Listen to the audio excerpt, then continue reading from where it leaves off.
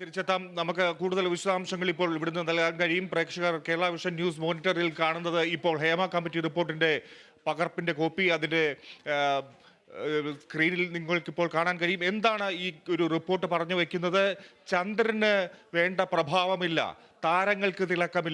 താരങ്ങൾക്ക് തിളക്കമില്ല എന്ന് പരസ്യമായി പറയുകയാണ് ഈ റിപ്പോർട്ട്, ഹേമ കമ്മിറ്റി റിപ്പോർട്ട്. എന്തൊക്കെ കാര്യങ്ങളുടെ അടിസ്ഥാനത്തിൽ ക്രിമിനലുകൾ ആണ് ഈ ഒരു മലയാള സിനിമയിൽ കൂടുതലായി വാഴുന്നത് എന്ന് ഈ റിപ്പോർട്ട് പറഞ്ഞു വെക്കുന്നു. ഞെട്ടിപ്പിക്കുന്ന വിവരങ്ങൾ.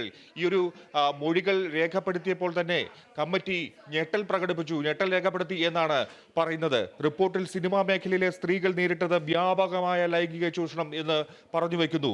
സെറ്റിൽ ഇടനിലക്കാരുടെ പ്രവർത്തനം വ്യാപകമാണ്.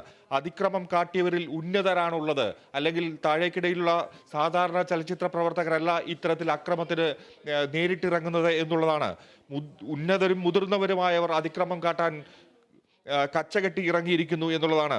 വെളിപ്പെടുത്തൽ കേട്ട് ഞെട്ടി എന്ന് ഹേമ കമ്മിറ്റി തന്നെ സാക്ഷ്യപ്പെടുത്തുന്നു. എത്രമാത്രം നീചമായ പ്രവർത്തനങ്ങളാണ് ഈ ഒരു സിനിമാ മേഖലയിൽ നടക്കുന്നത് എന്നുള്ളതിന്റെ നേർസാക്ഷ്യമാണ്. വെള്ളിത്തിലയിൽ കാണുന്നതല്ല സിനിമയ്ക്കുള്ളിൽ സംഭവിക്കുന്നത് എന്ന് നേരിട്ട് വ്യക്തമാക്കുകയാണ് ഈ ഹേമ കമ്മിറ്റി റിപ്പോർട്ട്.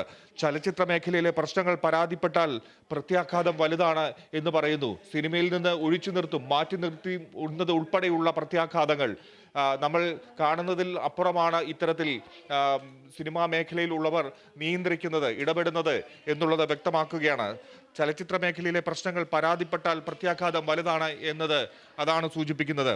വഴങ്ങാത്തവരെ പ്രശ്നക്കാർ എന്ന് പറഞ്ഞ് ഒഴിവാക്കുന്നു. പ്രശ്നക്കാർ എന്ന് പറഞ്ഞ് അവരുടെ അവസരം, കലാകാരന്മാർ, കലാകാരികൾ ഒക്കെ സിനിമയിൽ നിന്ന് പുറത്താകുന്നു.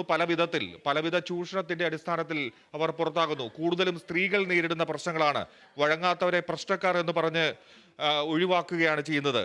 പോലീസിനെ സമീപിക്കാത്തത് ജീവഭയം കൊണ്ട് മാത്രമാണ്. അപ്പോൾ നോക്കാം എത്രമാത്രം അപകടകാരികളെ പോലെയാണ് ഇവർ പെരുമാറുന്നത് സിനിമാ ചലച്ചിത്ര മേഖലയിൽ എന്ന് കാണേണ്ടതുണ്ട്. പോലീസിനെ സമീപിക്കാത്തത് ജീവഭയം കൊണ്ട് മാത്രമാണ് എന്ന് ഈ മൊഴി നൽകിയവർ പ്രത്യേകമായി കമ്മിറ്റിയെ അറിയിച്ചിരിക്കുന്നു. മലയാള സിനിമയിൽ കാസ്റ്റിംഗ് കൗച്ച് ഉണ്ട്. അതായത് സിനിമയിൽ അഭിനയിക്കണമെങ്കിൽ പലതിനും വിട്ടുവീഴ്ച ചെയ്യേണ്ടി വരും. പല കാര്യങ്ങൾ വഴങ്ങിയാലേ, അനുസരിച്ചാൽ മാത്രമേ സിനിമയിൽ തുടരാൻ പറ്റുകയുള്ളൂ, നിന്ന് പോകാൻ പറ്റുകയുള്ളൂ, സിനിമയിലേക്ക് എത്തപ്പെടാൻ കഴിയുകയുള്ളൂ എന്നാണ് പറയുന്നത്. വഴിവിട്ട കാര്യങ്ങൾ ചെയ്യാൻ സംവിധായകരും നിർമ്മാതാക്കളും നിർബന്ധിക്കും. ഈ ഒരു കോപ്പി പകർപ്പിൽ നമ്മൾ വ്യക്തമാകുന്ന കാര്യം ഇതൊക്കെയാണ്. വിട്ടുവീഴ്ചയ്ക്ക് തയ്യാറാകണമെന്ന് ആവശ്യപ്പെടുന്നതായാണ് മൊഴികൾ. പലതരത്തിലുള്ള വിട്ടുവീഴ്ചയ്ക്ക്